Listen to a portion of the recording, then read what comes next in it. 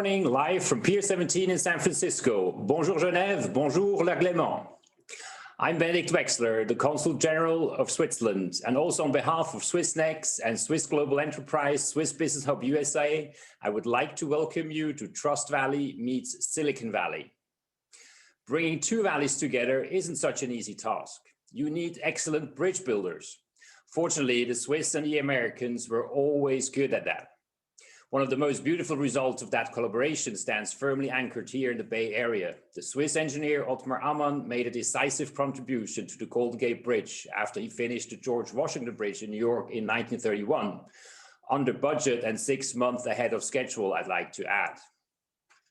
Valleys, as a very dynamic ecosystem of innovation, job creation, and economic progress, have been branded around the world. The Silicon Valley being the mother or father of all these valleys. Switzerland has become also famous for its valleys. Well, you would expect that with so many beautiful mountains. There must be also many valleys. But mountains is only a geographical condition for a valley, but not a guarantee for success in innovation and economic welfare for its inhabitants.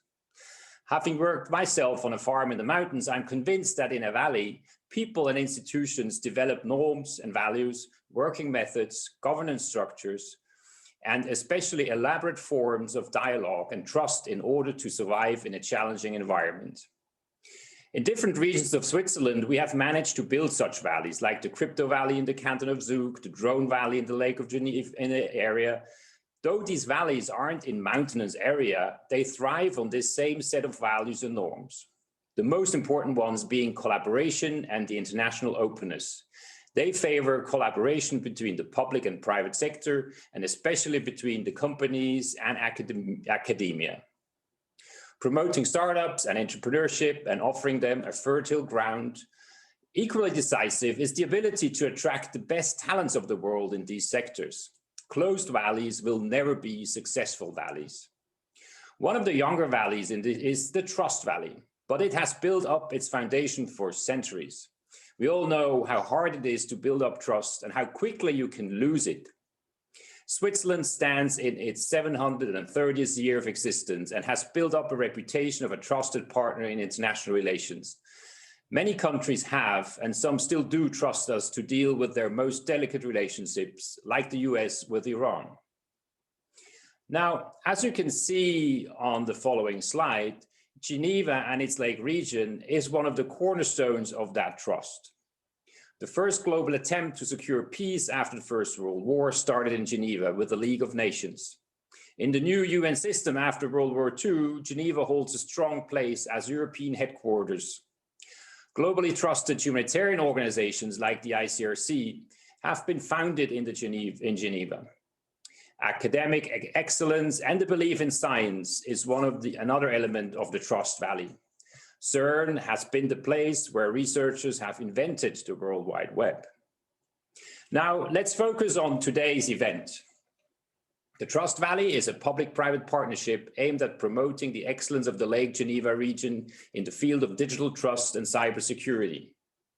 Public authorities, academic institutions, economic players are joining forces to promote this unique center of expertise and encourage the emergence of innovative projects.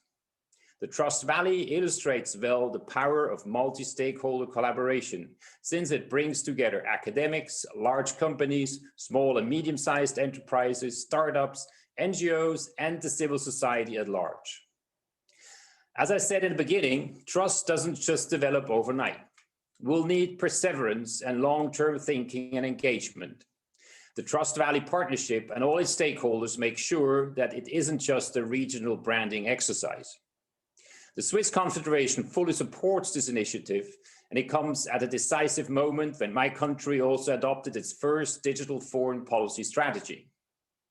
One of the main goals is the strengthening of Geneva as the place of dialogue and development of a digital governance worldwide. Beyond today's event, we continue building a bridge going from Silicon Valley to the Lake Geneva area. To this end, we will structure today's event in 3 parts: a conversation, a panel, and 2 rounds of short startups presentations. First, we are thrilled to welcome two very strong and experienced personalities who couldn't be more fitted to give us valuable insights on trust in the digital world. Thank you to Mitchell Baker, CEO of Mozilla Corporation and chairwoman of the Mozilla Foundation, for being with us. She'll be joined by Harvard's Berkman Klein Center for Internet and Society fellow Yves Dacot, who knows Geneva as well as former Director General of the International Committee of the Red Cross. This discussion will be followed by a panel exploring different facets of trust and the building of digital privacy solutions. Between the conversations and the panel, we will showcase startups who are graduating from Trust Valley's Tech for Trust Acceleration Program. I wish you now a great session and look forward to continuing the dialogue with you in the future. Please, Michel and Yves, the screen is yours.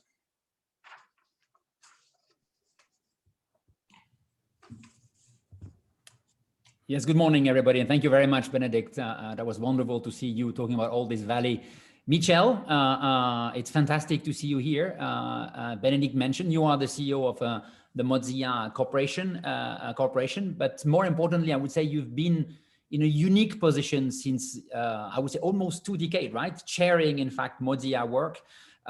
You also have somebody who understood, I think, the world very quickly. I know that you were interested about China, for example, very, very quickly. One of the first person who really had interest. So what is amazing, having the time now to discuss with you about trust, I would start to ask you, what is the journey that you've seen, you and your corporation, but also you and the people when it comes to trust over the last 20 years? What has happened to trust, I would say, when we think about digital technology and maybe humanity? Oh, I think trust is such a deep topic. And I'll say, maybe for this conversation, I might also think of trust and its relationship to institutions and organizations. Sometimes we think of trust as an emotional response only. And I often think of, well, what is trustworthy? Because we know that as humans, we are partly rational, but not completely. And we might trust something that's actually not really trustworthy. And different people trust different things in our emotional reactions. So I think we have trust as what's the human experience, but also building trustworthy things, which would have some structure to them. Why would something be trustworthy? When we meet a person, we may decide based on, their smile or their eyes, or do they stand too close to us, or do they feel like us or different? And in the internet, which is so global, we don't have many of those markers. So I think to circle back around to your question, one of the first things that happened with the World Wide Web is that it was global at the beginning.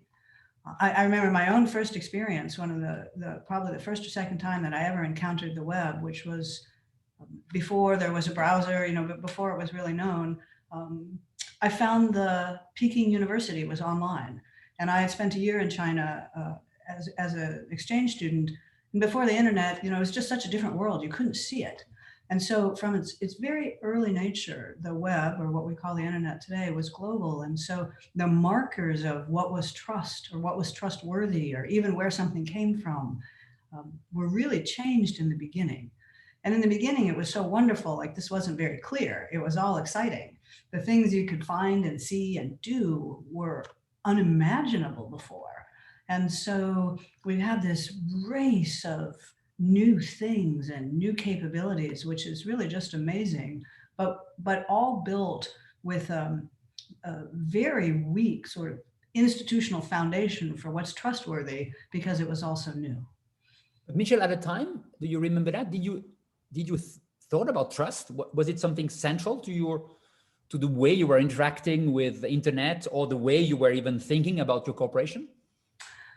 Well, the way we thought about it, at least so let me say, so I went to Netscape very early on. Netscape made a product called Netscape Navigator. It was literally the first product for the internet for consumers.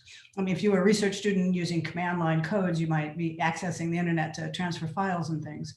But for a consumer, it was a Netscape Navigator browser. And that was a company and a product that actually made a category, changed eventually everything because it brought the internet to consumers. What we thought about there was actually trademark, because trademark is the mark of where does something come from, and what is a brand, and what is the goodwill, the technical terms of trademark, it represents goodwill. And goodwill is your reputation out in the world. And are you trustworthy or are you not? And so very early on, we didn't talk about it in the words of trust, but we talked about it as brand and goodwill and reputation, where it's in many ways the logo or what you see on the screen. And so, that's maybe kind of a technical way of thinking about it, or maybe it's really a business way of thinking about it. But that question of how do we represent ourselves online? Is it just a logo? The early websites were all just text, words and links. So you had fewer tools than we have today, no voice, no video, nothing like that. And so in those ways, we were touching around the edge, but not directly on the human emotion of maybe trust in your society or trust in people or trust in the nature of the content that you're looking at. And today, if we now forward aggressively to 20 years later, what is at stake when we talk about trust and technology? Oh, well, I'd say everything is at stake. First, our understanding of the universe around us is at stake, and our understanding of our societies and our cohesion as societies are all at stake, because this question of where something comes from is even more murky than it was before. We know, for example, that a fair amount of election disinformation is coming from, outside the country in question. We've seen this in our recent elections in the United States, and we actually expect to see it, in upcoming European elections as well.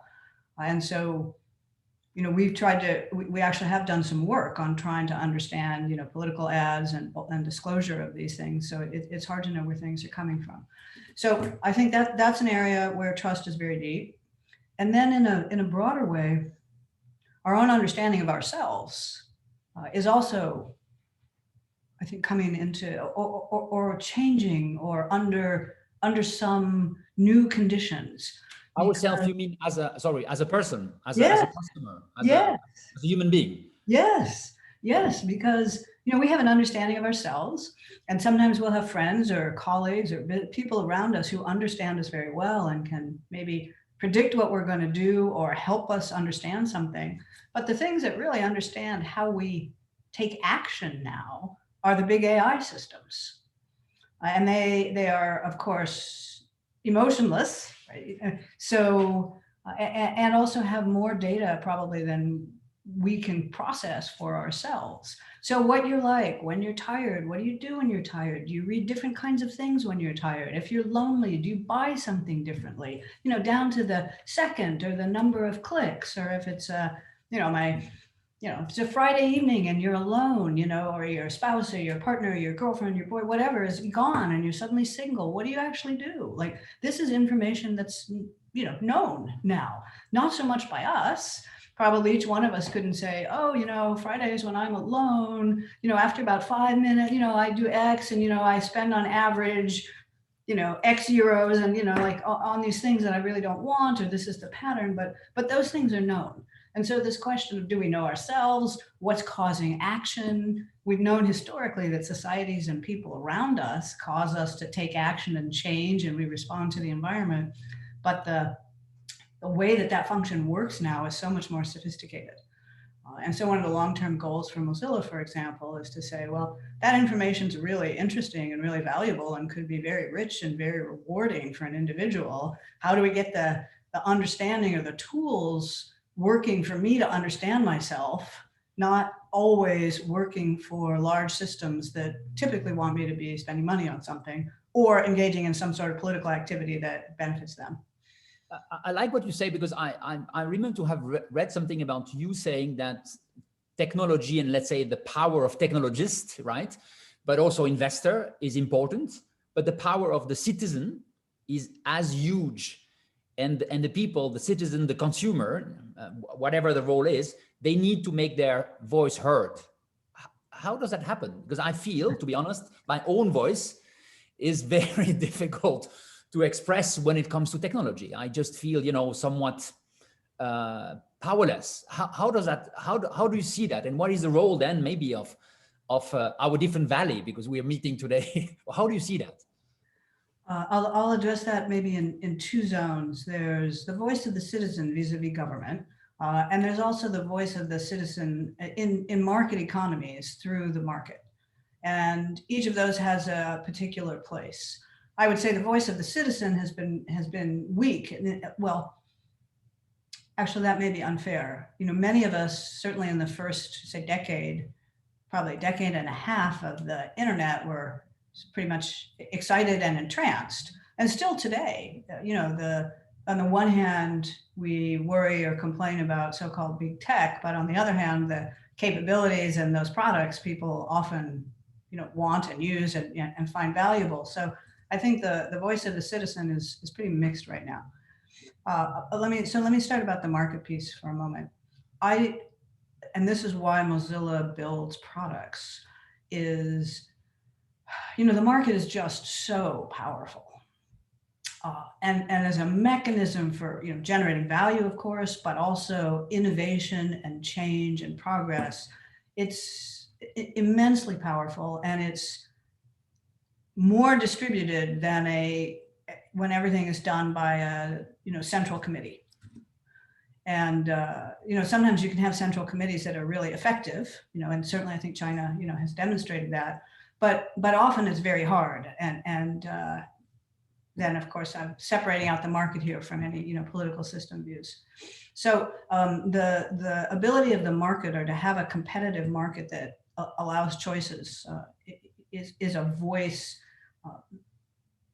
I think that in many ways can drive government and regulation and the voice of the citizen, because you know, the products that we need them every day, and we're thinking about them. So we continue to think that technologists and building choice is a fundamental part of getting to a better society.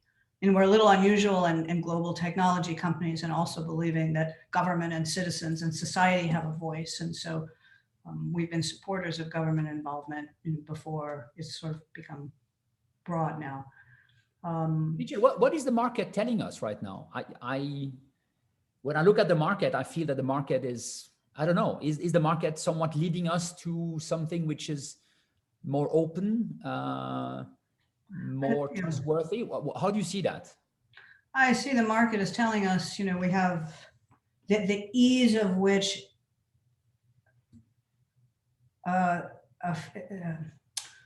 you know, the ease of which a few organizations can take existing assets and grow. I mean, I think the market is telling us that the companies that are really large and well established now have a set of assets that are very easy to move into other areas. And this question of the market is telling us that competition is low, and that the market structure is not correct.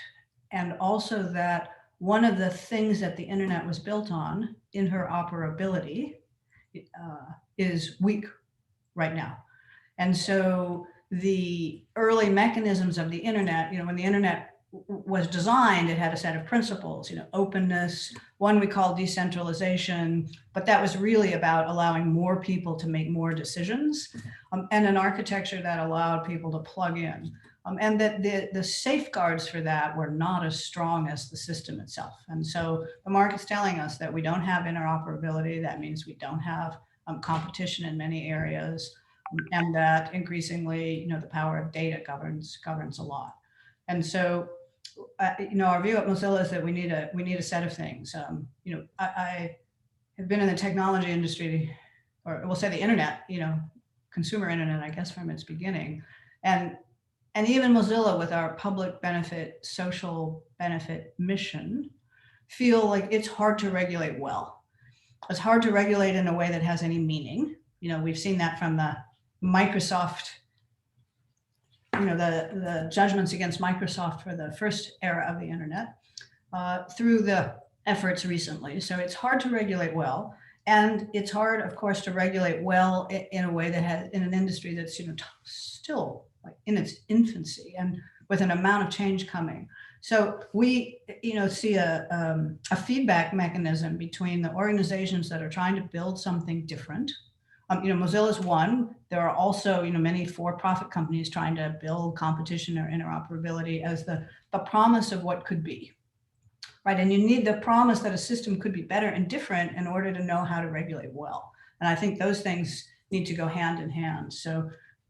And would you feel that because we're living in this very special time related to the COVID-19 crisis, would you feel, and that's always the question, right?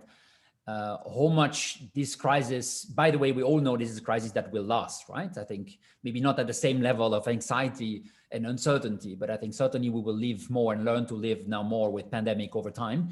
Do you think that it will have an impact if we go back to the very same questions you're saying about in terms of governance, in terms of regulation, in terms of maybe even the fragmentation? How do you see that happening? I think society is changing, and we don't exactly know how or what that's going to look like.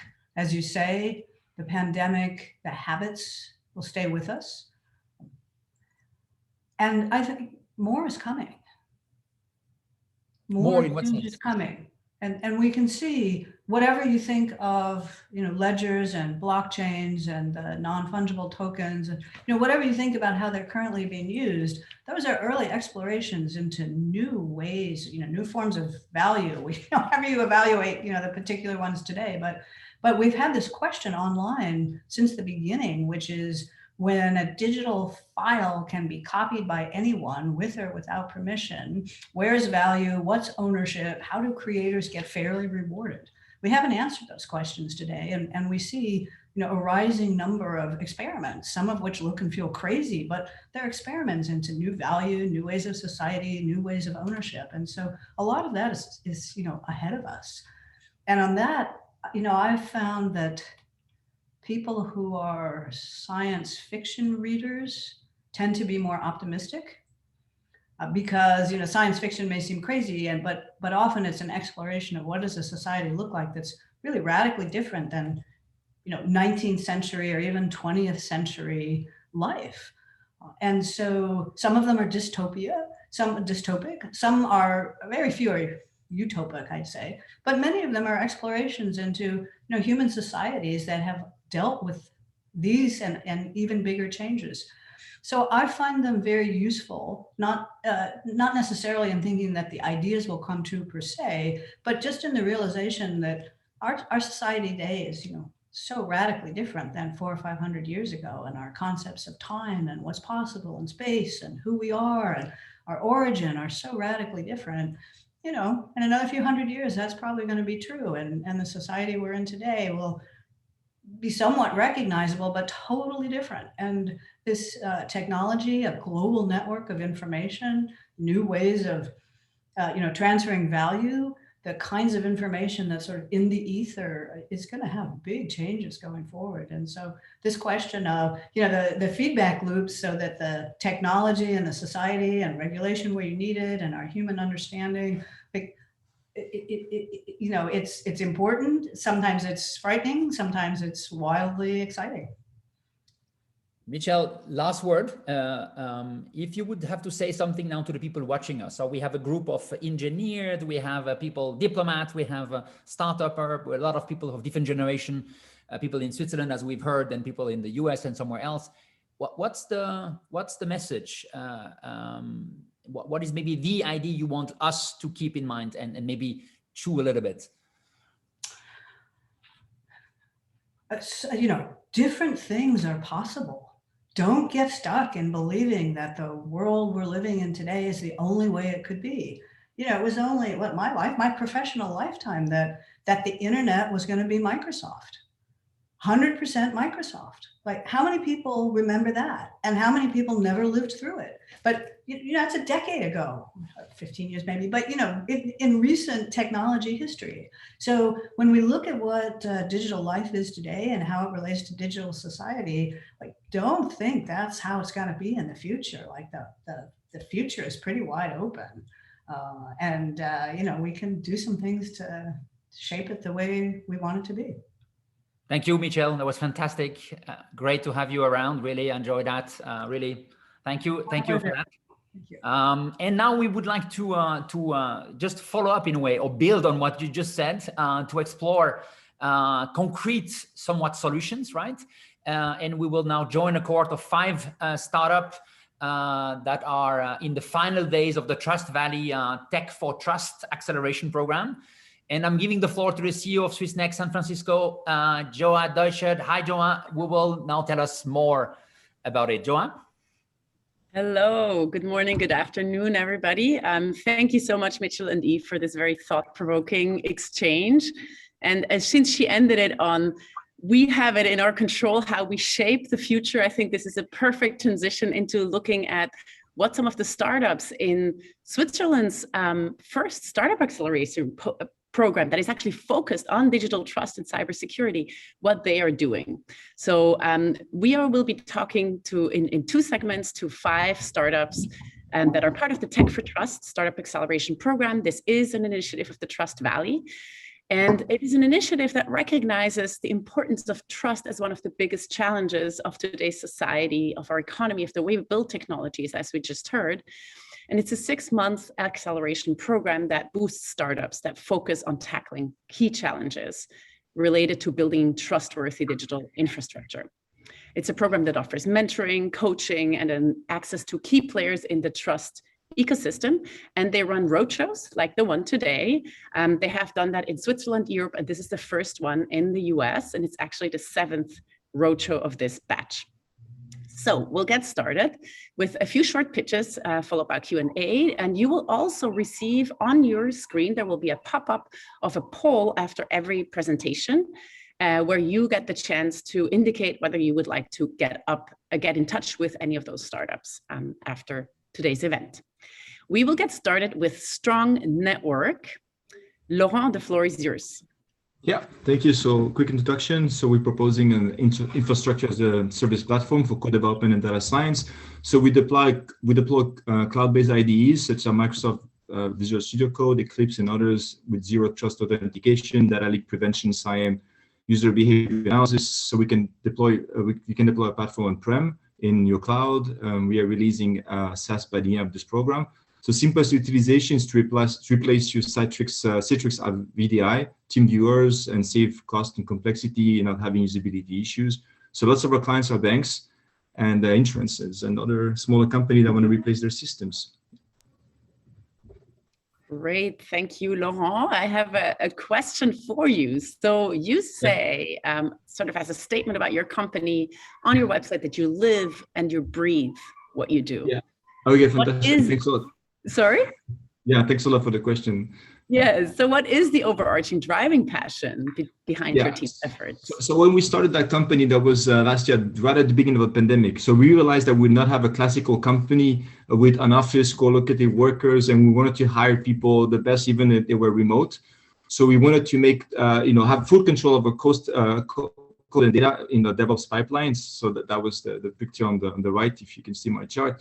At all time, when employees are working from anywhere, and so we found out that Cloud IDE could be a good technology for this, but they will not use at their full potential. We're lacking security. There were no productive way to deploy them. So we didn't want to use any, VDI system and the one I mentioned before, but we want to onboard our workers securely. So we decided to create our own platform, our own infrastructure, which actually became a product. So actually, we use our product to develop our products, which has huge benefits. And this is how we live what we do. So we use what we do every day. So this is beautiful. Thank you so much, Laurent.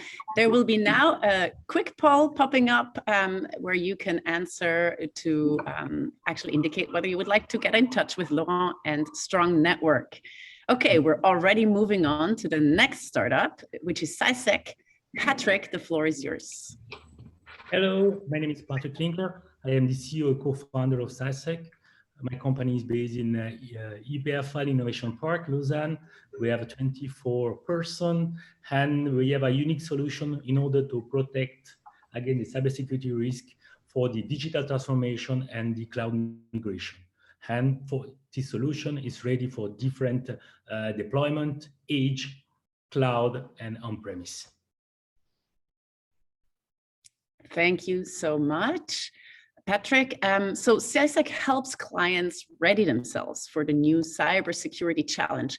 What is the biggest new challenge that you see hitting companies, and in what ways is CISEC better positioned than its competitors to protect clients from these challenges?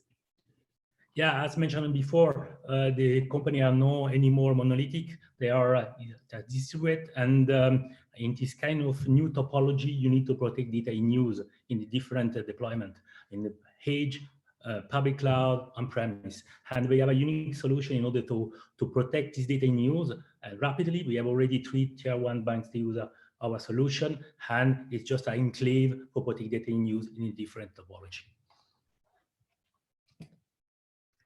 Thank you so much. Also, poll for CISEC, please take a second to answer. And we are already moving on to KimboCare. Muriel, the floor is yours. Yes, hi. So 50% of the world's population lives without access to basic healthcare. 100 million live under extreme poverty. And the pandemic has shown us that the disparities are flagrant. The pandemic also has shown us that the power of sharing is essential to actually activate a better and more resilient world. KimboCare is on the mission to unleash that power of sharing by enabling individuals, organizations to purchase medical services for those who cannot afford it. I am Muriel Tiambo, co-founder of KimboCare. Beautiful mission, Muriel. So KimboCare facilitates the provision of health credits for patients in developing countries so they can access quality care by experienced medical providers. How does your platform relate to the topic of digital trust, and how does it protect the privacy of credit recipients and donors? Yes, good question. So for us, digital trust starts with human trust. And that's which connects actually to a point that Michelle made earlier, right? And that's why we actually engage on the ground with the communities that are likely to use our solution. We want to make them feel comfortable with our solution. And to that extent, we have a network of thoroughly vetted medical partners known for their reputation, known for their ethics, to instill that trust. The idea is to then leverage our proprietary blockchain-enabled technology to scale up those interactions, right, and enable digital trust. 3 elements to that in terms of structure. Number 1 is simplicity. Number 2 is transparency. Transparency in pricing, transparency in the delivery of care, transparency in the patient journey. And number 3 is data privacy. All the data is encrypted, and the patient, for example, has full control on the disclosure, the level of disclosure of the medical data, the default being 0 disclosure. Great, thank you so much, Muriel. Again, quick poll, and we will move on to DuoKey. Najib, the floor is yours. Hello, my name is Najib Aouni. I'm the CEO and founder of DuoKey. I'm glad to be there today to introduce my company. DuoKey, we build a solution for companies to manage their encryption key in public cloud, in private cloud.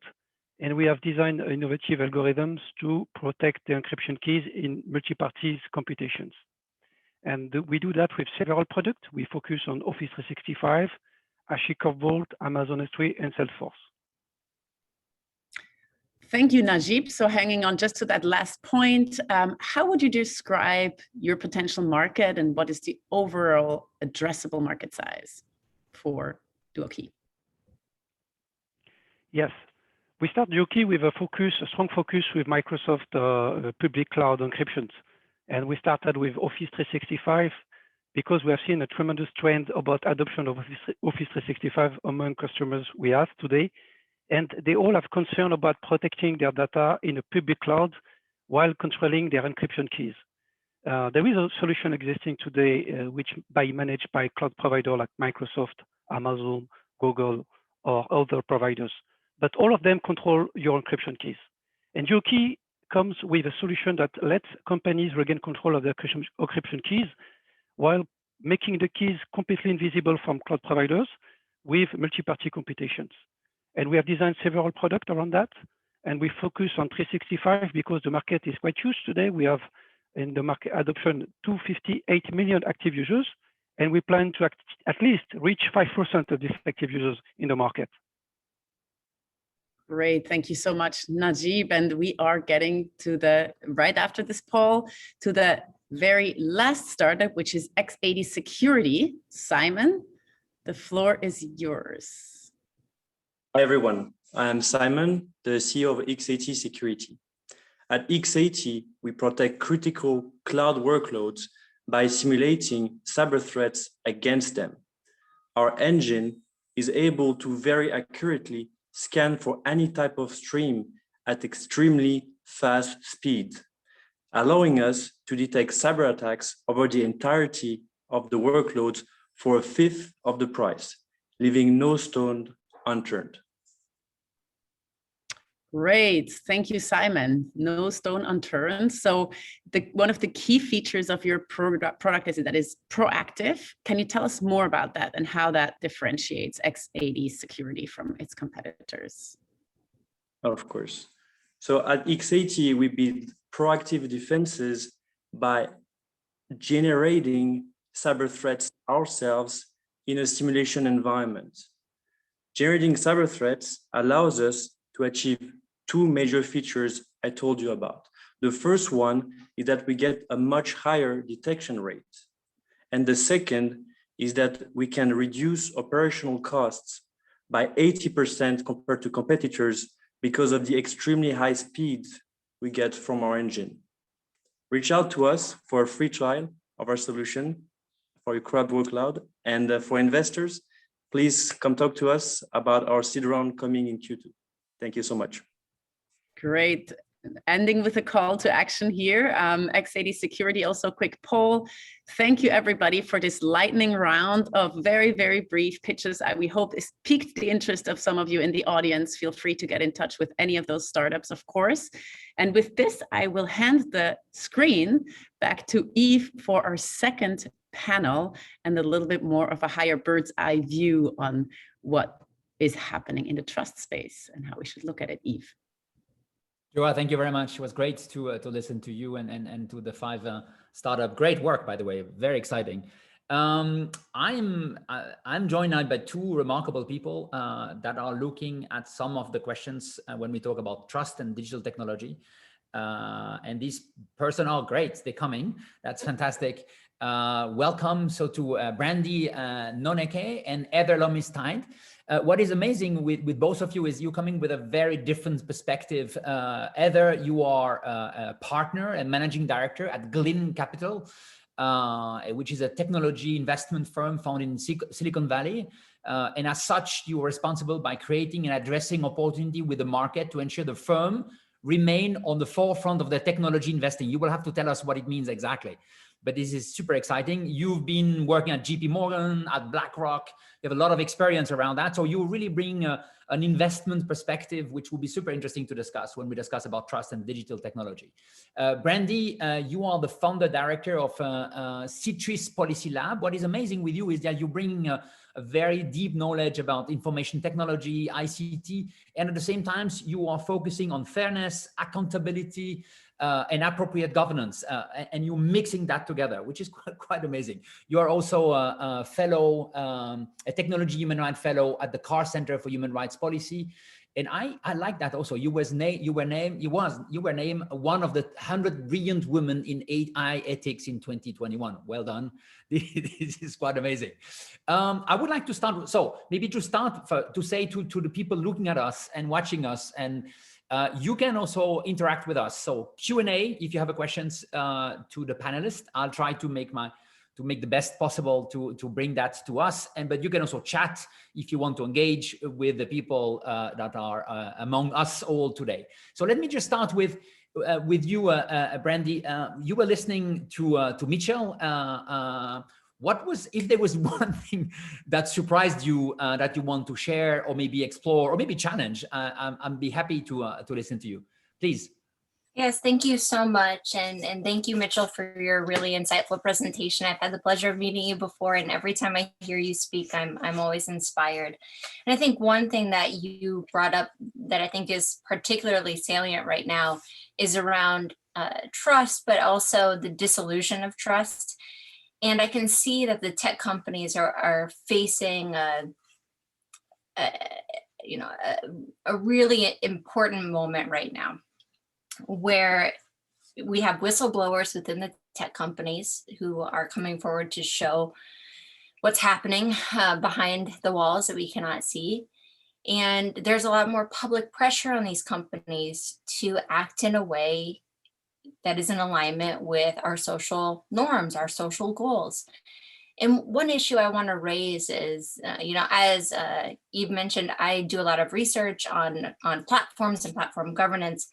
And we've seen that essentially we wouldn't know what had happened on platforms before our elections if it were not for independent journalists and academic researchers.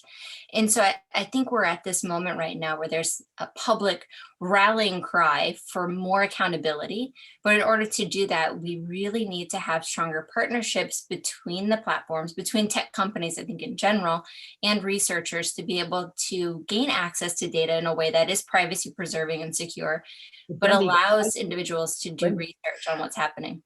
Randy, are you telling us somewhat that without the people, without specific individual, in a way the company would have never disclosed the way? 100%. Yes, I think so. Mm-hmm. Wow. Yes. So what does it tell us about trust? Why would you then trust the company if they have to be somewhat pushed by people, even whistleblowers? Well, to change the behavior? like Mitchell said, to ask you then what does that mean in terms of investment, right? Yeah, I'll say one thing really quickly on that. Like Mitchell said, tied to trademark is trust. And if these companies, if we have more of these whistleblowers, we have more of the academic researchers, more of the journalists revealing how there is a misalignment in values between the companies and society, I think that this will put pressure on those companies to behave in a way that is more in alignment with what we as a society think should be happening. Great, stay there, Brandon. I'll come back to you because I think it's a super critical question.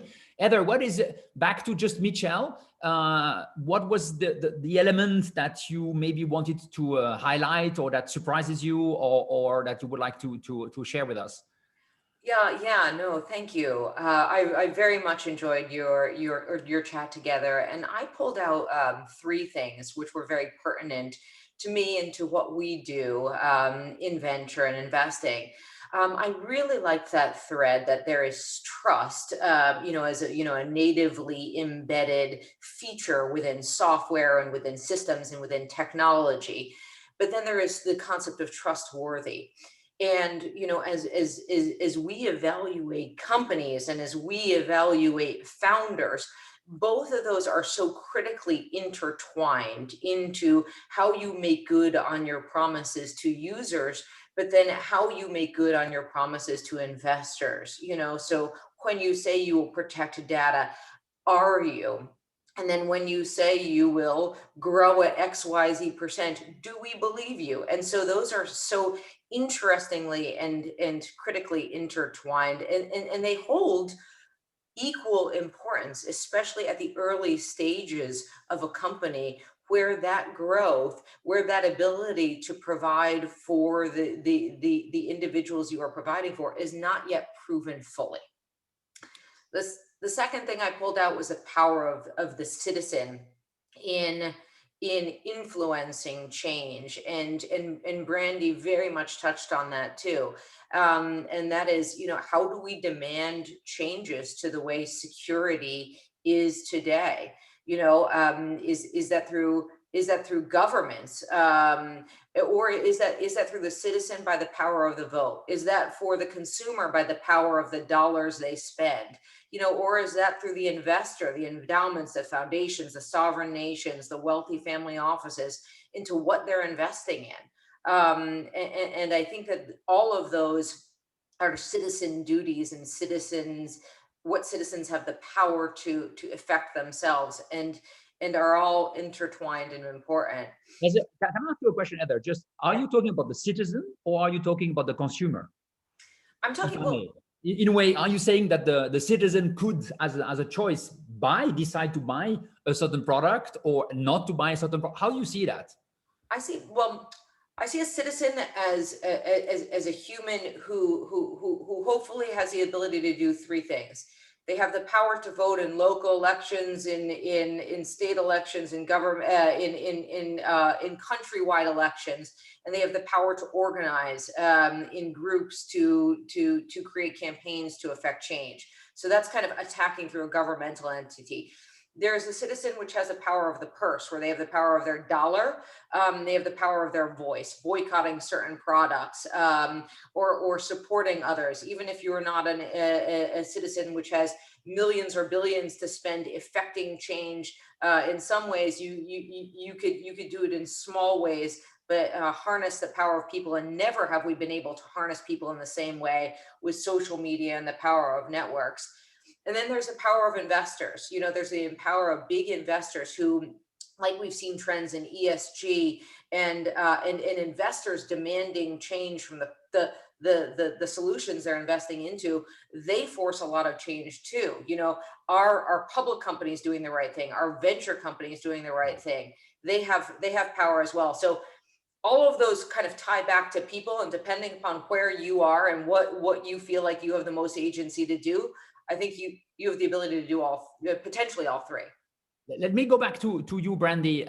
You just said at the beginning that you felt that we were at kind of a key moment, right? Somewhat a moment, if I understand what you were saying, a moment of balance, right? Somewhat, or rebalance of the power of some of the big firm with the shareholder power and then the citizen power. It's interesting because we have a question here from somebody from the public, Stephen Page, who says, you know, are for-profit company which are legally accountable to their shareholder only, how can you hold them accountable to be trustworthy by the society, by the citizen?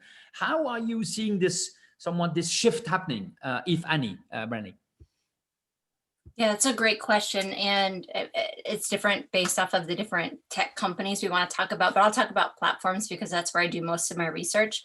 So in the chat, I just put, you know, there's going to be this House Energy and Commerce Committee hearing tomorrow with the CEOs of Facebook, Google, and Twitter. These platforms are going to face increased scrutiny from our elected leaders, and in part because the power of the purse doesn't really exist for them. Because think about a social media platform, you have Facebook, then you think, okay, I'll go to Instagram. Well, Facebook owns Instagram. And we know that the data is being shared between those platforms. And so if you want to be on a social media platform, essentially you're going to be using one of Facebook's services. And so I think this is where we need more government oversight, and we're starting to see this. So I encourage everybody to check out this hearing tomorrow. Yeah, I think we will all, but I kind of just on that one, how would you, to just push a little bit further, how do you think government will be able to do that? I mean, they are barely equipped to be able to understand what's happening. I'm saying that with all the love I have towards government, but you know, how do you imagine that they will be able to do the oversight that you imagine that will just, you know, capture some of the critical questions when it comes to governance? Yeah, okay, I agree with that. And we, in part, I think we have seen some elected leaders ask questions during hearings that are completely off base, where it's clear they don't understand how the technology works. But I will say there are people within government who are very well equipped to provide oversight over these companies. And also, you know, groups like us at the Citrus Policy Lab at UC Berkeley, we help to provide suggested questions and research and resources to our elected leaders to help inform their questioning. And so I think, you know, we can put more power in them. You know, they're looking to academics and others for insight on the types of questions and points that they want to make with these companies. And I feel like we are moving in the right direction. Of course, the European Commission is, I think, doing outstanding work in this space. They've introduced a number of pieces of legislation at the end of last year, like the Digital Services Act, the Digital Markets Act, and the Data Governance Act. We also, of course, have the EU General Data Protection Regulation. So I also think if the United States is not pushing forward legislation, the European Commission, when they pass legislation, it's going to affect US companies and what they do. There will be that spillover effect. And really, it's a global problem. And we can see we're working together more to have a concerted effort. Heather, how is the market reacting to that? What is your perspective, and how are you in an investment firm somewhat playing with that? Are you somewhat betting on organization and platform that starts to understand these questions? How do you do that?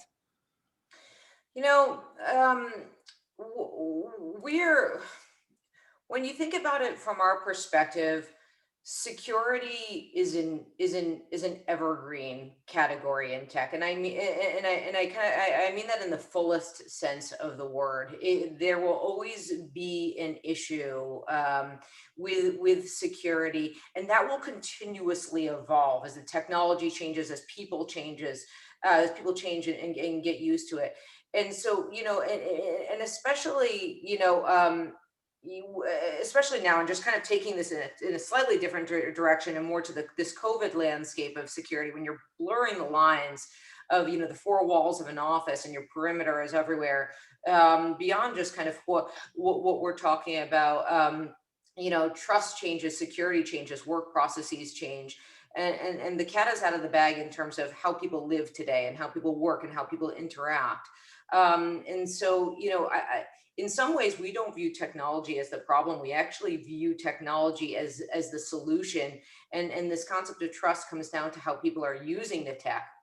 But it is incumbent upon the companies, in our perspective, to make sure that security is what it should be. To your point, you know, individuals, even policymakers, are not technologists, they're not technology experts, and they don't know when they're logging into a platform whether or not it is secure. They are trusting that it is. So we as investors have to ensure that they are doing what they're saying that they're doing. You cannot be lazy today. You can't have a hybrid model for work and life where there's a wide perimeter, but you don't adopt commensurate security applications. And we believe companies have a serious obligation to do whatever they can for their customers. And those are the types of companies that we invest into. And would you say that over the last few years, were you ready to disinvest? I can see where you're investing, but are you also ready in terms of incentive to somewhat also take the money out of companies that are not anymore, you know, matching what you are aiming at? 100%. 100%. Without going into specifics, 100%. We believe that what a company says that they will do for consumers is inexorably tied to their ability to survive and thrive. And among other factors, we look at that and we have made, we make investments and we make sales. I would like to also explore a little bit what is happening with COVID-19. We didn't speak about COVID-19, but we have to face it. We talked about it with Michelle, right? We are really, again, in this very amazing moment where trust is also affected, right? I really feel deeply about it. And just want to know what's happening. I mean, we've heard Microsoft, I think it was Microsoft president saying that he felt that in 2 months, there was almost 20 years or something like that, advanced or acceleration. I just want to come to you, Brandy. What does that mean concretely in terms of, if we reflect about what do you see in terms of acceleration? Is that at the expense of accountability or due diligence? Do you see a different dynamic happening? I'm really interested to let's say, see what are the first emerging lessons when it comes to COVID-19, trust, and maybe digital technology. Yes, thank you. I think at any moment when we deal with uncertainty, we have an inherent reaction to turn to technology as a savior. And I think therein lies a problem, that if we turn to technology and the technology is not deployed in an appropriate way, we risk perpetuating harms much greater than if we didn't use the technology in the first place. Within the Citrus Policy Lab, we published a report last year that looked at different technologies that were deployed in response to COVID-19 to mitigate the spread. And we looked at some of the privacy and security risks and also the disproportionate effects on especially communities of color. And I mean, you can see overwhelming that turning to technology, if not done appropriately, can have these great harms. Heather, same. How would you say, from your own perspective, from an investment firm, how is COVID-19 somewhat changing or accelerating some of the issue we talked about?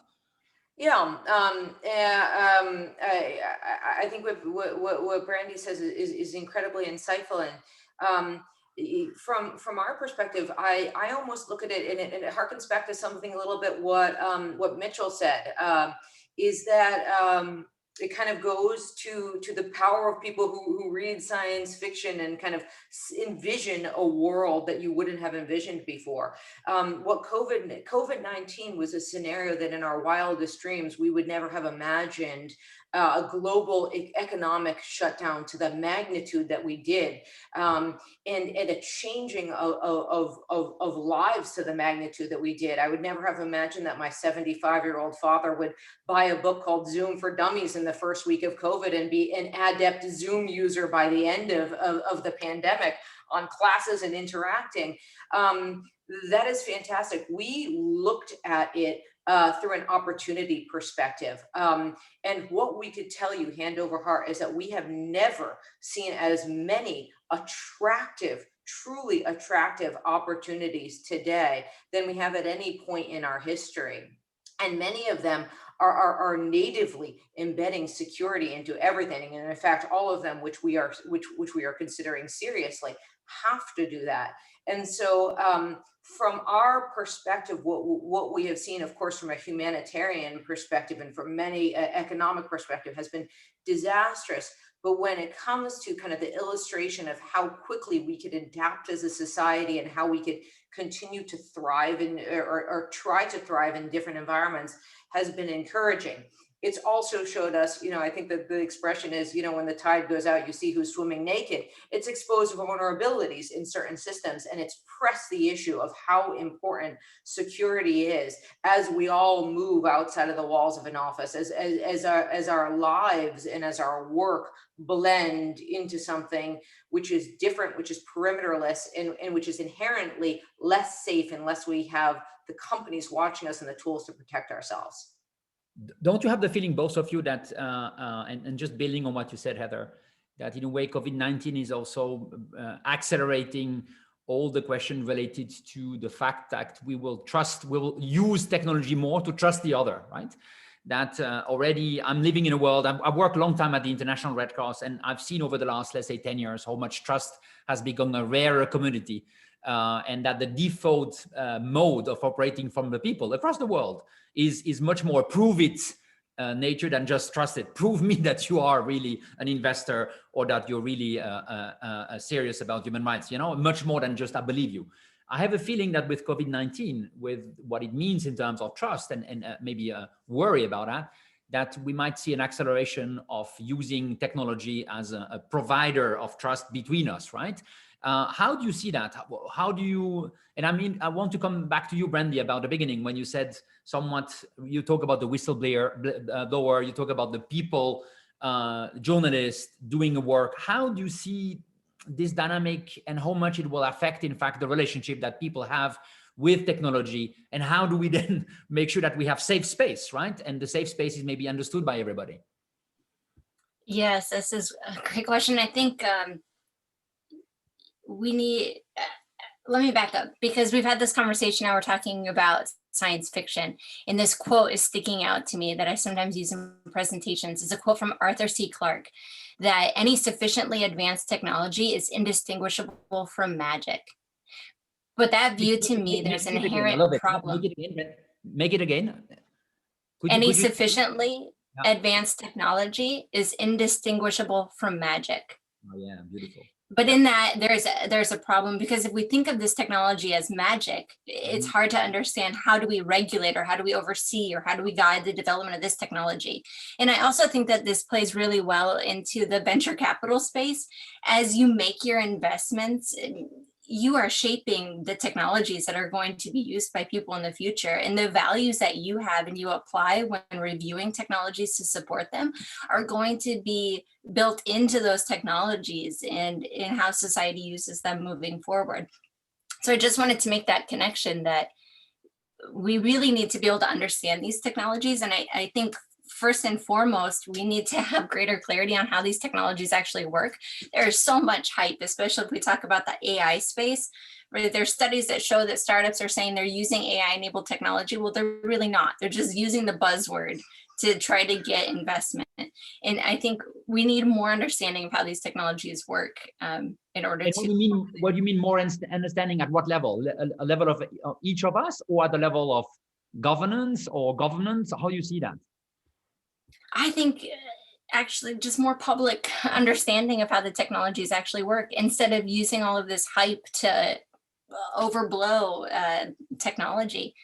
You know, we love to think of technology as this magic. Wow, look at how it works. But really, it's understandable, and we need to communicate it to the public in a way that they can understand, and also to our regulators, policymakers, in order for them to act. Yeah, very clear. Heather, on that one, on the trust and the COVID and what just Brandy said. Yes, no, I love the quote, and yes, if only if it was as simple as, you know, abracadabra on both the creation and the, you know, and the security of it, it'd be easier for all of us. You know, when I think about kind of a safe space for this, I come back to what I've believed in throughout my entire career, whether I was trading bonds at JP Morgan or at BlackRock, is that education is key. Is that more discussions like this, is that bringing different people into the mix, different users of technology, different population groups to make sure they understand when they are using technology. You know, what the famous quote is, like, when you are not paying for a product, you are the product. You know, just understanding that dynamic in everything you do is critical. So bringing as many people into this conversation, as you say, creating a safe space where it's not, where people don't have to feel like they are a tech expert to understand what's going on, will make people better consumers. It will make people demand more of their products, of their governments. And so I find this forum to be exceptional because it amplifies these messages and brings them to light in a way that I think have been a little bit shrouded in darkness. It's been too complicated. It's magic, right? But it's not. You could simplify it down. There are things you need to know. And once you know, you could make a decision on whether or not you are going to engage or not. Last word.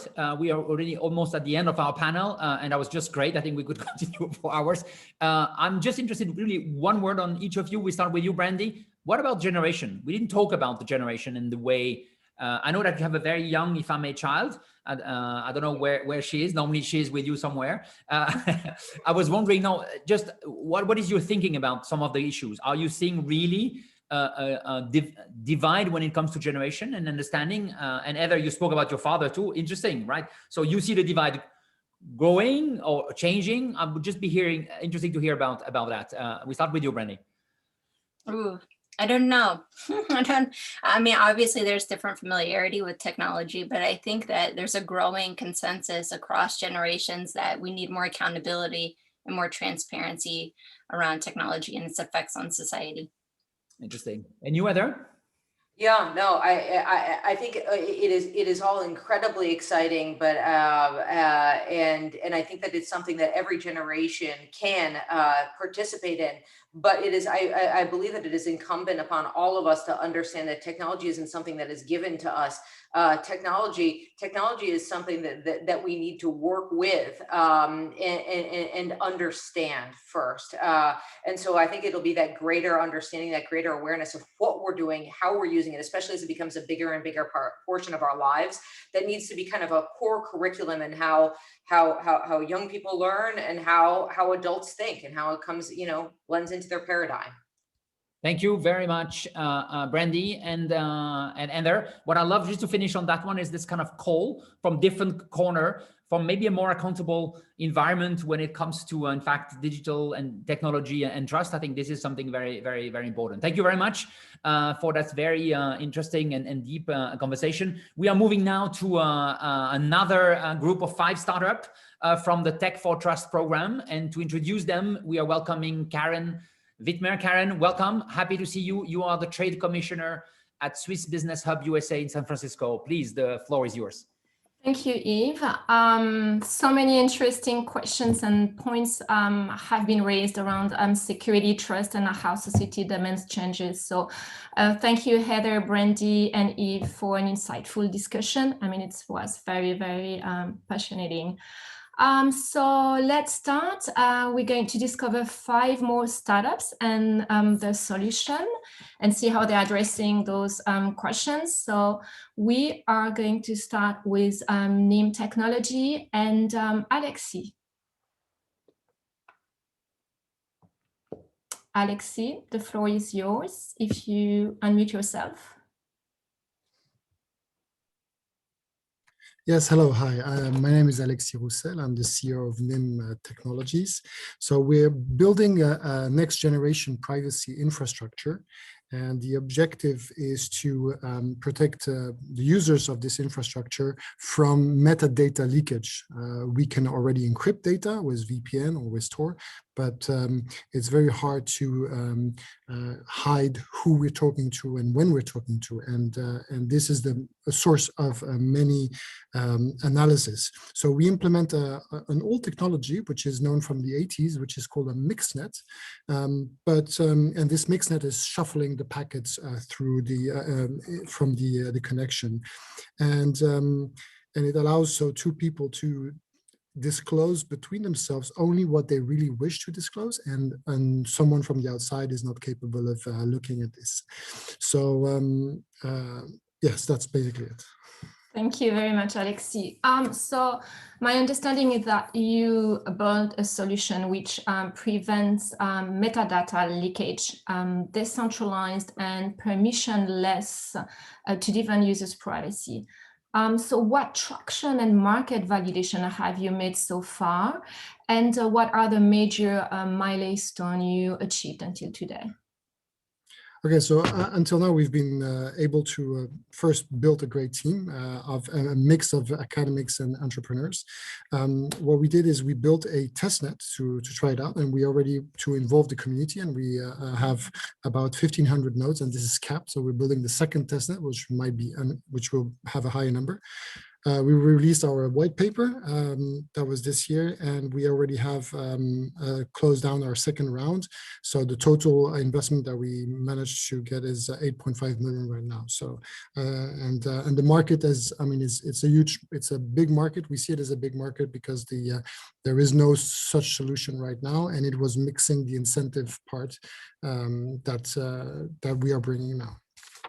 Very promising. Thank you very much, Alexis. Thank you. I think you should see a poll. If you'd like to talk or get in touch with NIM Technology, please use the poll. We're going to move forward with Clearwater Horizon and William.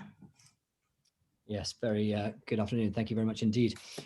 Just to contextualize the provenance of our cloud security platform, I was on a board in a small SME in 2018, and we were hacked, suffering fairly significant invoice fraud, and it was impactful significantly, both financially and reputationally.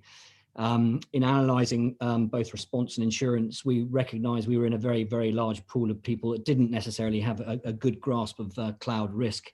But fundamentally, analyzing 365 logs is hard to interpret, particularly with threats.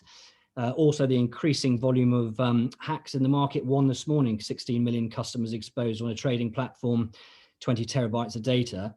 We turned to a resource that we had good access to, which is the UK intelligence services, and in particular GCHQ, who we recognize were leaders in this space in terms of cloud security, and had the great good fortune to recruit a small team who built the Horizon cloud platform from the ground up. It's been under development for 24 months, and it's a fully commercialized platform ready to go. Congratulations. So you provide smart threat monitoring for Microsoft SaaS application, right? And you are tackling some of the most existential threat to business operation. My question for you would be, how would you describe your potential market and what exactly makes you different from existing option? Thank you. So Microsoft Office 365 users is our market. We have a particular focus around SMEs, a broad range of SME values, 10 to 500 employees, particularly where organizations are vulnerable with a lot of home working due to COVID. And I'm afraid people are struggling terribly with budgets in small businesses at the moment. So where IT budgets remain constricted.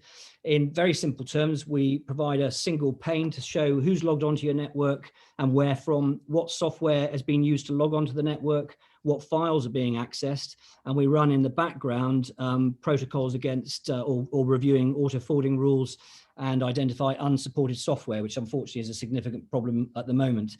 It provides awareness where there might not have been any awareness, but it also does the job of consolidating multiple security packages and puts it under one roof. It's attractive to the IT companies or small businesses because it doesn't interfere with IT networks.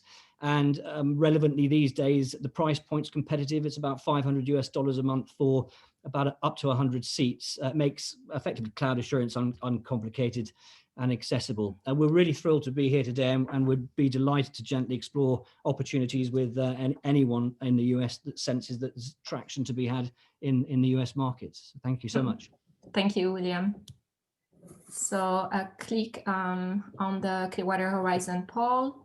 We're going to move forward with Decentric and Melina, if you hear us. Yes, hi everyone, and thank you very much for the opportunity to be here today. So I'm Melina Dimula, I'm part from the business development team of Decentric, and let me give you a bit of background what Decentric is doing. So Decentric was founded to solve the challenges of sharing and collaborating on data that every industry overall is facing today. So our platform provides with a way for anyone, either internal or external parties, to easily collaborate on the most sensitive data without having the risk of exposing or the need of establishing trust with different parties, in a way that is done better than any other solution today. This is possible due to the underlying technology that the platform is based, which is confidential computing, and the technology guarantees that all the data is completely secure and encrypted to an end-to-end level. So yeah, this is the background about Decentric. Thank you, Melina. So my question for you is, you are leading the way in confidential computing, and what will drive your international growth, first of all, and how will you widen your client base? Yeah, actually, this is a very interesting question and very relevant for us at the moment, because over the last quarter, Decentric completed its round of funding of 3.5 million, with some leading US investors such as Palantir Capital, but also from Europe with B2B partners, etc.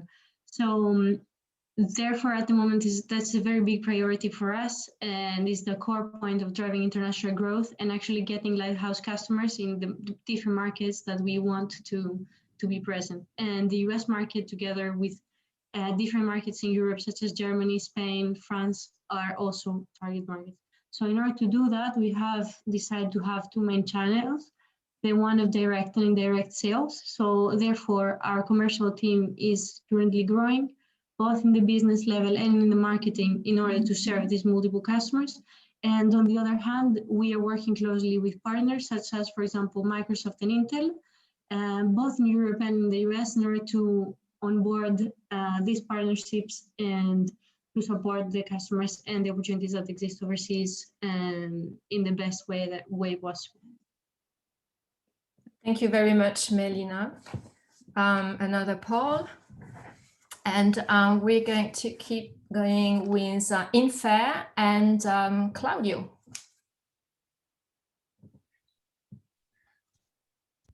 Hello, good morning. So Infer is a secret computing company. Secret computing allows multiple parties to be able to share private data, perform data analytics, machine learning model training, and inference without using a trusted third party.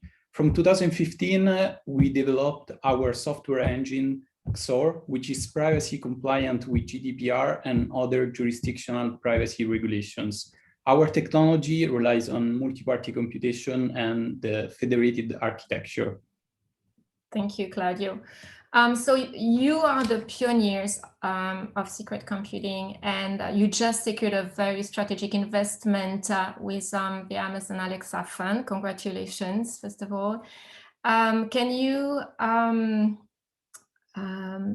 highlight how the company will reach target customers and achieve competitive advantage to accelerate your go-to-market? Yeah, thank you, Karine. So I'm very excited to present today, and yes, to confirm that we just secured the strategic investment from the Amazon Alexa Fund, precisely for the advancement in the data usage for their connected devices and IoT services. There is a major change in how privacy is perceived. Nowadays, the privacy concerns often lead companies to cancel out entire projects or to deal with secure enclaves, de-anonymized, de-identified data, which are not as good as plain text data, especially when high precision results are required, for example, in the medical research field or in finance. So we start licensing our technology to companies with really robust teams in data science. And now we are keen to show our technological advantages worldwide. That's why we developed a trial version that right now it's available on our website. So we proved our value in the last 5 years, and now we want to make the technology available worldwide at scale to grant privacy for the data owners and returns for the users who are willing to create good with the software. Thank you very much, Claudio, and congrats again. Another poll, if you'd like to get in touch with Infer. And we're going to move on with PXL Vision and Karim. Hi, everyone. I'm Karim, co-founder of Pixel Vision. And at Pixel Vision, we enable trusted digital identities. So we have built an AI-based software platform for the secure and fully automated identity verification of individuals, helping our customers to reduce the cost of customer onboarding and compliance, minimize identity fraud, and boost their sales conversion by enabling new sales channels. In just 3 years, we have become the Swiss market leader in identity verification and gained first international traction. We won 100% market share with the Swiss telcos and customers in financial services, government, mobility, retail, e-commerce, among other verticals. We now have a team of around 60 specialists in Switzerland, Germany, Canada, Estonia, and we are planning a Series A for the end of the year to boost our international sales expansion and extend our technology leadership. Interesting fact, maybe 40% of the founders and 50% of the development force is female. I like that. So my understanding is that you had customers, right, building trust in digital onboarding through your identity verification software. So in terms of competitive advantage, what makes your solution, I would say, unique that will make your international expansion a success? And how do you approach its execution or implementation? So it's a 20 billion market, very young, fast growing, so there's plenty of competition. However, most of the competition still heavily depends on some human interaction somewhere in the process, with agents manually checking personal information. So this is not only insecure and hardly scalable, but also it poses a substantial privacy risk. So I would say our USPs are really threefold. So we have a great Swiss product with patent pending technologies that provide the highest degree of security and automation, but really without making any sacrifices when it comes to the user experience and with minimal interaction of the users. We have built the solution really from the ground up together with our customers. So we know how unique their requirements can be. So we have the most flexible platform out there that can be dynamically adapted, configured, and really be tailored for their individual needs, especially for large organizations. So it can be really deeply integrated into any existing business process with thousands of business rules and scenarios, giving us actually a great lock-in effect too. But also we can just provide a simple plug and play solution. And this makes our portfolio much more scalable across verticals, across target groups, across regulations, and also geographies. And also, since our technology is proprietary, we also do have the full flexibility on the business model. So we can work with simple, industry standard subscription or transaction-based pricing, but also especially with identity providers, instead of just earning once with an initial verification, we can provide the usage for free and in return participate forever on the long tail with the revenue share once the identities actually generate value for our customers. Thank you very much, Karim. I would like to thank you all very much for a great round of presentation, inspiring and promising startups. I wish you good luck. And I will now hand over the screen to Lenik Pedron, Trust Valley Director, and Yannick Heiniger from Swissnex in San Francisco. And click on the last poll for PXL Vision. Thank you all. Thank you so much, Karin. It is great to be with you here today. My name is Yannick. I'm the Deputy CEO here at Swissnex San Francisco. And congratulations again to all of the 27 startups who are graduating in the next few days from the Tech for Trust Acceleration Program. And I would like also to start off by saying a big thank you to Michelle Baker, to Brandy, Heather, and Eve for the fantastic contribution to this discussion. It's been very inspiring. And for those of you who are still with us, please stay. We are about to get about 15 to 20 minutes with them to keep the discussions ongoing. But as we are trying to wrap up this event on my end, I just wanted to share maybe the top 3 insights I got from this discussion. On the one hand, I really enjoyed the focus we put on thinking about the system and not just trying to solve or regulate the issues that we currently face, but very much trying to embrace a system thinking into what do we need, what is the vision for the system that is to be created.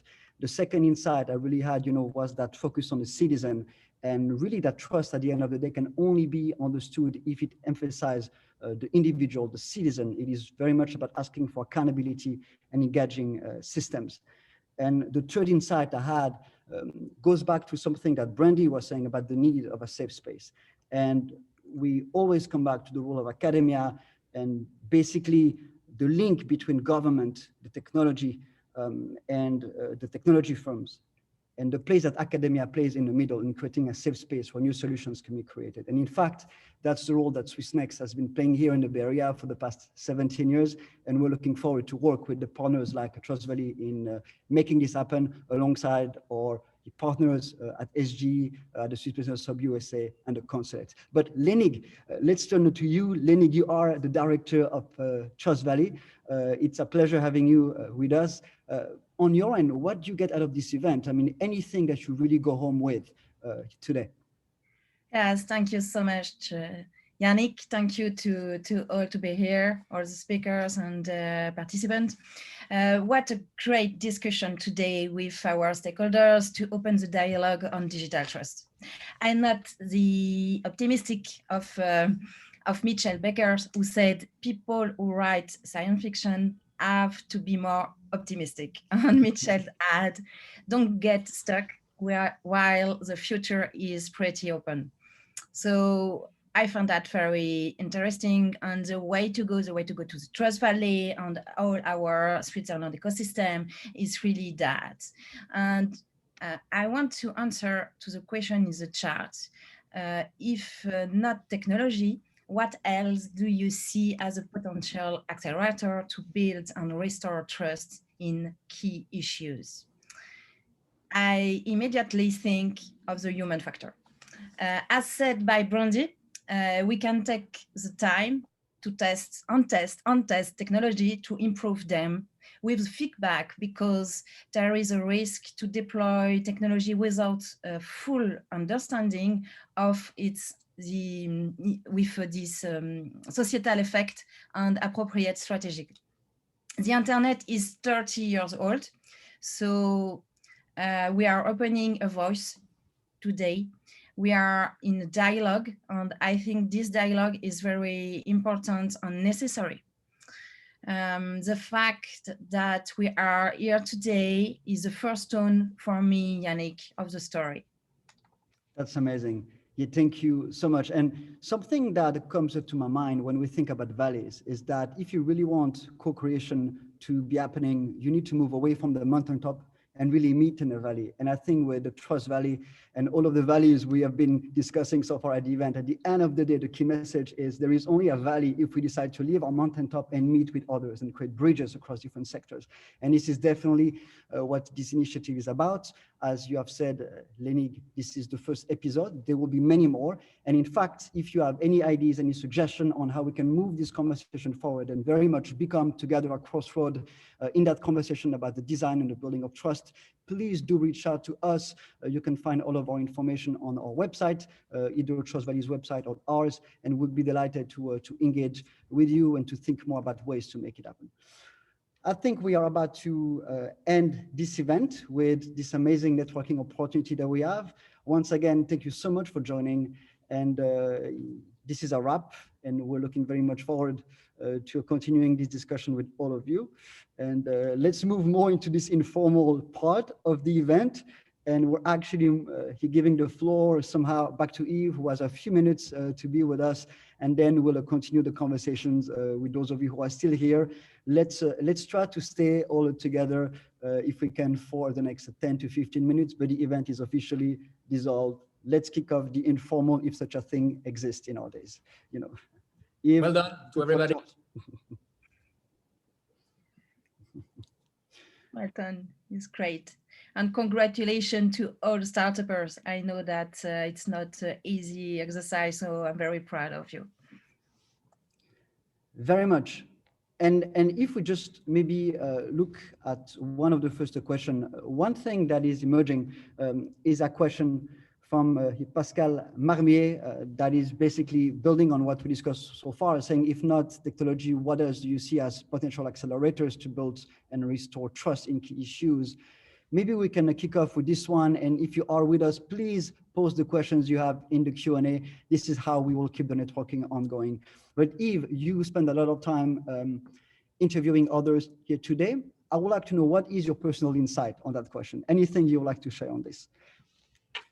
You know what I found amazing today is the fact that we're able to bring a very different perspective on one issue, which is interesting. Because what is interesting is, and what is my concern? I'm coming from the, let's say, the media and communication, and then humanitarian sector. What I found interesting is to be able to somewhat get this debate outside of the expert debate, right? And I really love, it was Brandy, it was Mitchell, with Heather, and some of the startups saying that in a way, what needs to happen is that we all, whatever our functions are, need to be able not just to understand, but be willing to engage in this kind of conversation. And the fact that you're creating this kind of conversation with a large group of people seems to me extremely important. If there's one thing I would like to take with you, is that you create a ritual. We should have this conversation. And almost, I would say, the same of us, you know, not as a club, but just because our thinking, if I just look at my own thinking is evolving. I have different questions today that I was even having 2 months ago. And I think it's super interesting to be able to you know, accompany that. So that's one element which I found very powerful. And it's great to have people who are coming with a very different background and hearing, and that's my second insight. I was surprised about somewhat the optimism around that. And I'm very happy to see Olivia, is that Olivia? Joining us. That's great. I was surprised by Mitchell optimism, for example, somewhat, right? And I liked it because we're living in a time which I found difficult. I'm seeing a lot of fragmentation. I feel that we're living in a time where, and we didn't talk about that, where you can also see that internet might not be anymore this global net, but might be fragmented based on, you know, political competition. So I think you see that, but at the same time today, I felt that the energy, and maybe Brandy and Heather, you would challenge me, but there's somewhat an energy related to the fact that we're living a very special time where there's a mix of, you know, technology, people, policy, governance. Things are complex, but they are moving maybe in the right direction. So let's try to contribute. I don't know, Brandy, do you want to join? I can see Benedict is also willing to join us from the Matterhorn. That would be fantastic. Do we start with you, Benedict? Or let's say Brandy first, and Benedict. Thank you so much. It was really a very exciting morning, I have to say. And you know, I was running to the office this morning, and when I arrived at the Pier 17, the sun rose, and you know, it was a very good beginning of the morning. And I worked for our foreign minister as chief of staff, and she branded me once as the eternal optimist. So I'm also on Mitchell's side, and I see a lot of great opportunities. And now for me, what was really helpful, to have this setup of people that are usually not sitting together and discussing things, like having Heather, having Brandy, having Mitchell, having startups together. I mean, that's really the unique thing that we have to celebrate here at the Pier 17 and in Switzerland and in the Trust Valley. And for me, the two things I took out, of course, I'm a diplomat, and what for me, like the missing part was, we were talking about raising your voice, trying to be influential on regional, local, national level, but we also need to have a governance on the global level, and that's the discussion Mitchell was saying about China.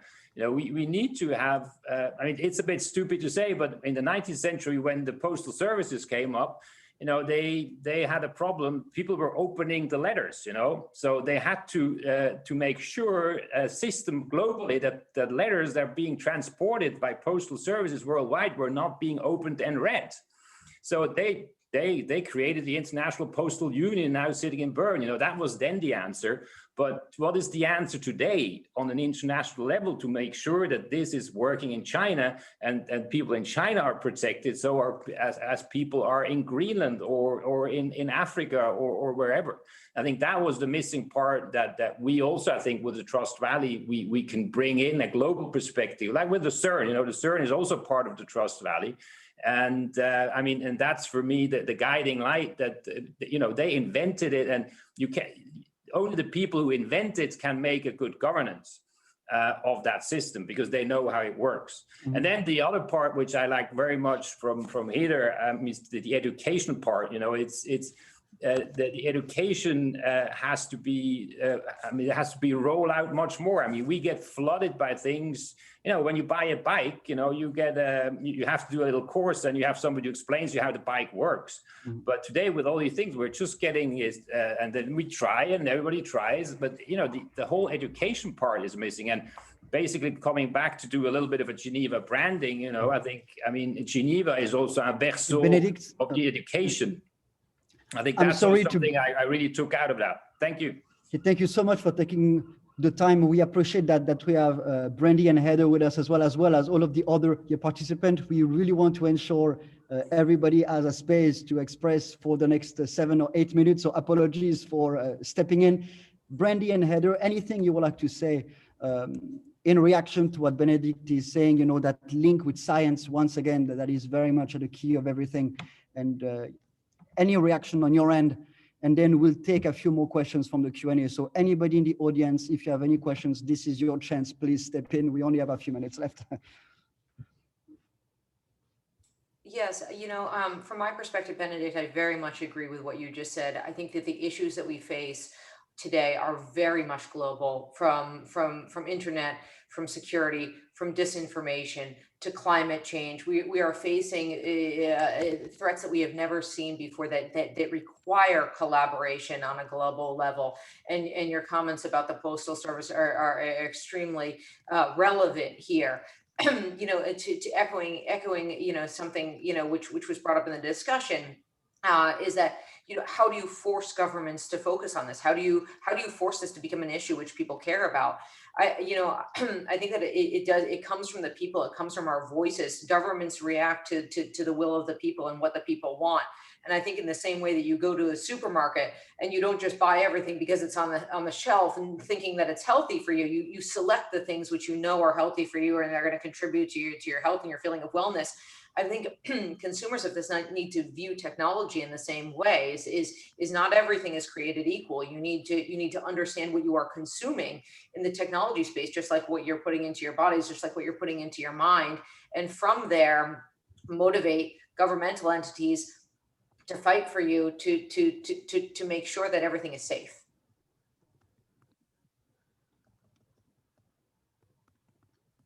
Thank you for sharing, Heather. Yeah, Brandy, anything you want to react? They've said it so beautifully, both of them. Yeah, this is amazing.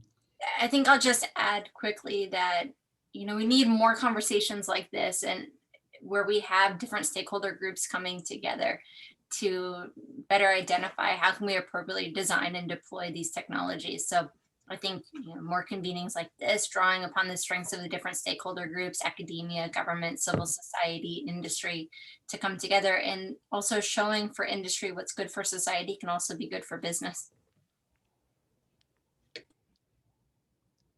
Thank you so much. And I'm turning maybe to Lenig.